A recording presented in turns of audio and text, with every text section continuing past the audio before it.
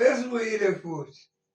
Manje sesizocubungula i-second law of exponents. Yona ithi a to the m divided by a to the power n is equal to a to the power of m minus n. Okay. Ake sibone nayo i-example ukuthi watholakala kanjani la mthetho. Ake sithi 3 to the power 6 divided by 3 to the power 4.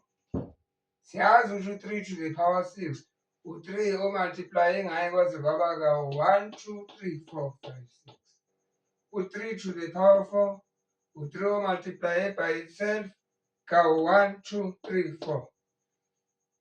Sizokhumbula-ke ka-grade 4 e-primary ukuthi-ke siyakwazi ukukhansela izinto ezifanayo ngaphansi nangaphezulu.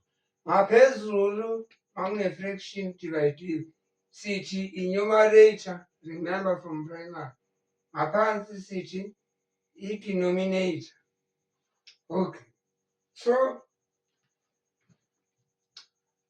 ake sikwenzeni-ke lokho. Nazi ey'ncane la ziwu-4 sisusa zonke. Ngapha sisuse futhi nakhona 4. Khanseleni. Kusele 1, 2. Kusho ukuthi i-answer u-3 to the power 2. But besingayiseva nje yonke le shabuli ngokuthi vele sishaye nje nayo i-shortcut senzise umthetho la esesiwuderayivile.